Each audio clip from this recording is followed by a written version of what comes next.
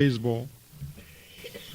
This one is time for salat. He's like, hey, salat. The other one say, hey, salat is a game. He said, no, no game, man, salat. So that one choose the salat, the other one choose what? The game.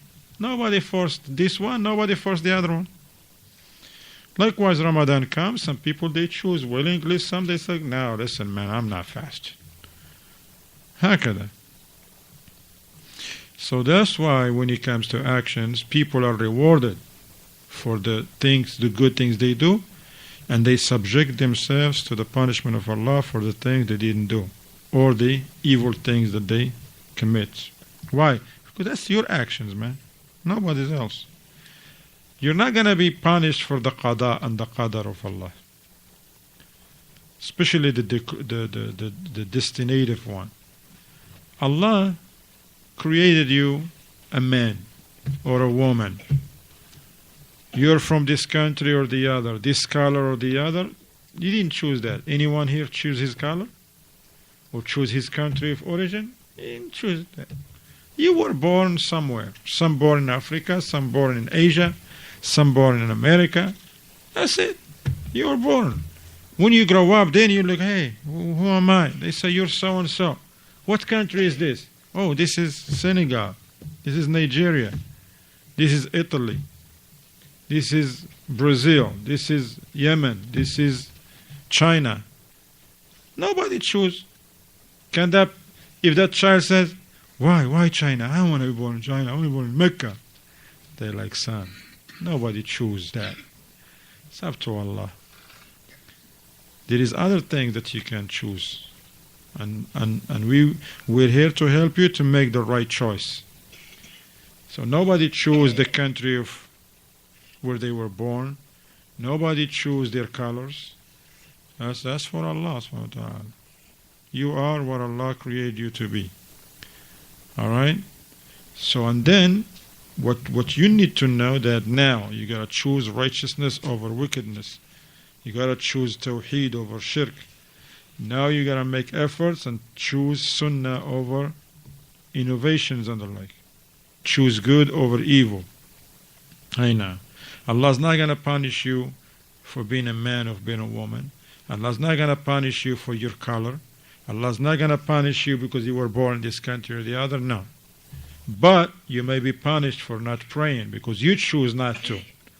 You'll be punished for lying, for cheating, for wronging others, for deceiving others, because you choose to do those things, and Allah will reward you for praying, fasting, giving charity, being good, being kind, being nice, being generous, being gentle, being easy. Allah will give you good rewards for that, because you earn those things. You choose to do those things.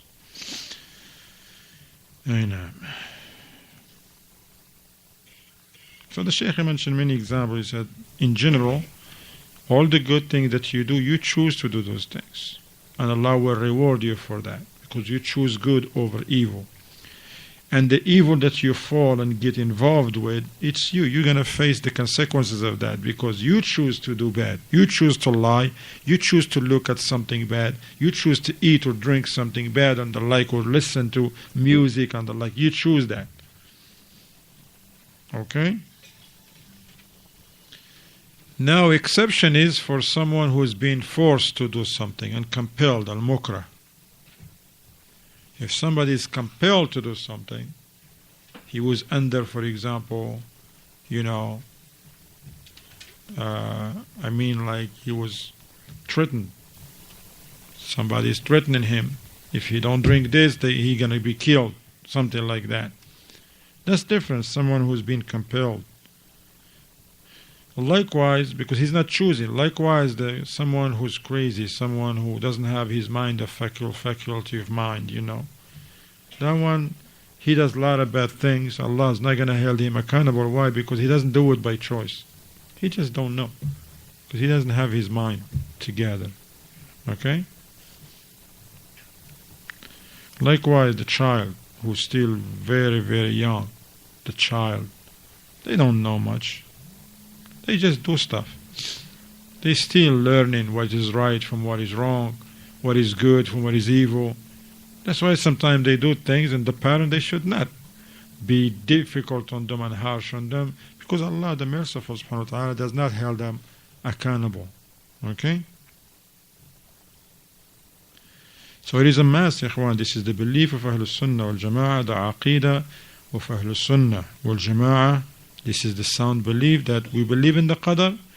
Everything is decreed by Allah, but with that the slaves and the servants have a choice and have a will. Nobody force you to do anything. Especially Allah. You cannot say Allah force us to do these things. Wal-iyadu billah. Rather, that's the statement of Al-Jabriyah. Wal-iyadu billah. Al-Jabriyah is very, very wicked sect. What they say? They say people have no choice. Even those who do good, it's not because they choose to do good. Allah compelled them to do that good. And those who do evil, don't blame them. Allah forced them to do that evil. Wal-iyadu billah.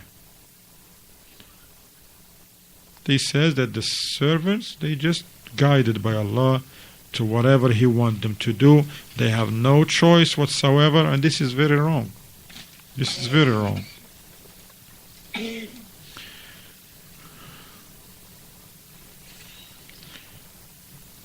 Also, the Mu'tazila, wal-iyadu billah, the Mu'tazila, this wicked, see, they always mention it with the evil, always, in every bab, wal-iyadu billah. What they say there is no qada and qadar. The people, they do their actions by themselves, not by Allah's will and mashi'ah, not by Allah's qada and qadar, la.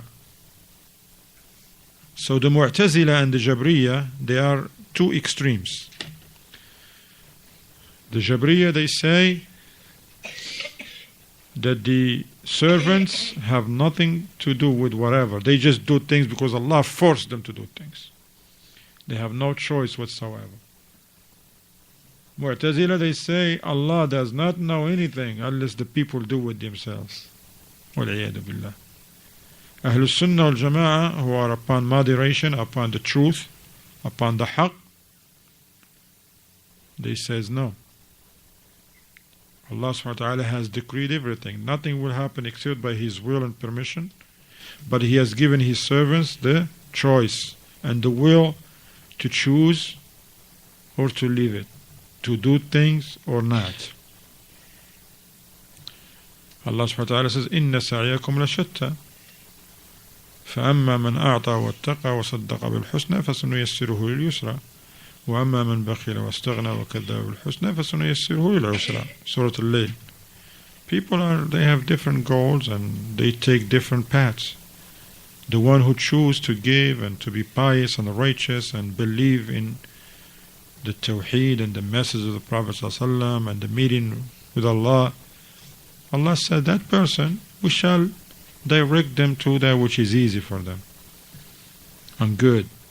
But if someone is stingy and turn away and belie the message and the meeting with Allah, we shall direct him to that which is difficult for him. Wal-iyadu billah.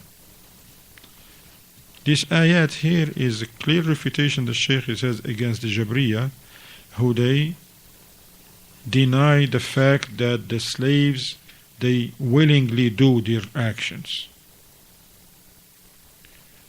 So therefore the Aqeedah of Ahlul Sunnah wal Jama'ah, it is the truth. Why? Because it go along with the ayats in the Quran and the Sunnah of the Prophet sallallahu alaihi wasallam. They say yes, Allah subhanahu wa ta'ala has decreed everything. Nothing happened without Allah's leave and permission. But in the same time they say, but Allah subhanahu wa ta'ala has given choice and a will for the people. So those who choose to do good, they be rewarded by Allah. And those who choose to do evil, they subject themselves to the punishment of Allah subhanahu wa ta'ala.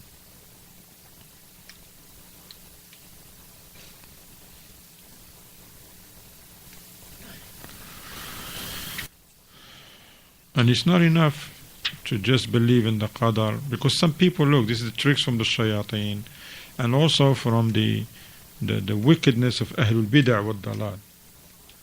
Somebody, shaitan come to them, or some shayateen from the human being, they say, you believe in the qadar? Yes. That Allah has decreed everything? Yes. Everything is already with Allah. He knows what's going to happen before, and is written with Him in the Lawh al-Mahfud many 50,000 years before the creation of the heavens and earth. Yes. So why you want to pray then? So you pray or don't, it's already written, so it has nothing to do with you. That's how they come to them. If you go to someone and say, a Muslim, huh? Yeah. You drinking alcohol? Yeah. You don't know alcohol haram? If he said, I don't know, alcohol haram? Oh, I didn't know that.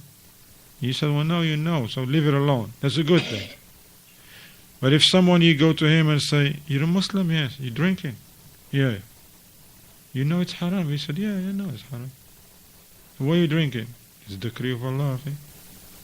Allah decreed on you not to drink. Allah decreed on me that I drink. It's written, right? What I'm doing right now, is it written or not? You said, yeah, it is written. So why are you asking me then? Written when? Now? Or written like 50,000 years? See, that's how the shaitan get to them.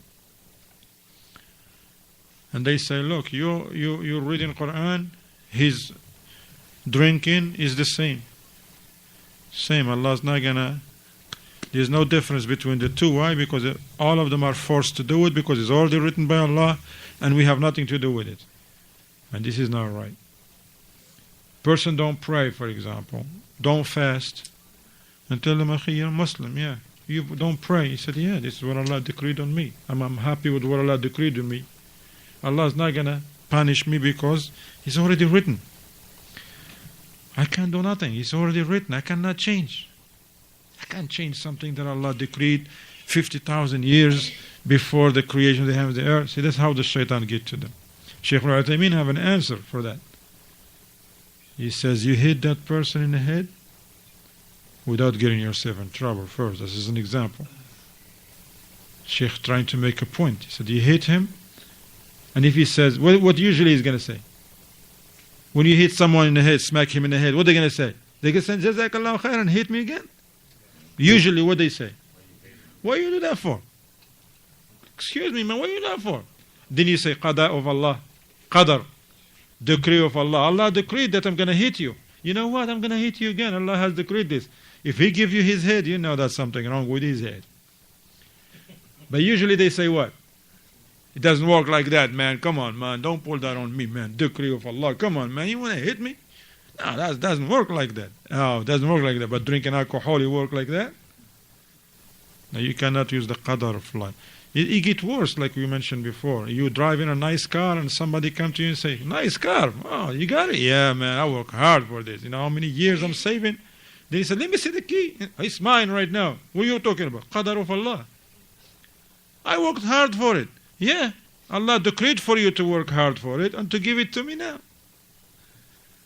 You see how wicked it is? Very bad, man. So, Allah musta'an.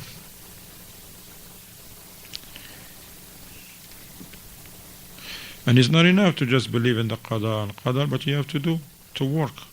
Okay? Don't depend on the qada and say, okay, well, it's already decreed if it's going to happen. Somebody, he doesn't have a job, and his wife, he's married, have children, and the wife say, hey, come on, man, get up and fill out some application, man, go do something. He's like, listen, sis, don't you believe in the qadar? She said, yeah, I believe in the qadar. Okay. Doesn't matter if I go out there, fill out application or not. Sit here, watch TV. If it's decreed for us to make money, somebody gonna knock at the door right now and give me a check for $10,000. Is that right? You think that wife is gonna say to him, oh yeah, you're right. Yep. Qada or qadar. All right, so I'm just gonna go lay down, boy, and see who's gonna cook you some lunch. So he's gonna go. She's gonna say, all right, see you. I'm going home. He's like, hey, lunch. You cook lunch? No. Qada, brother. When 1 o'clock, if Allah wants you to eat, a plate just gonna come from the roof. A plate just gonna come, make its way to you. What he's gonna say? Oh, are you okay? You didn't sleep last night or what?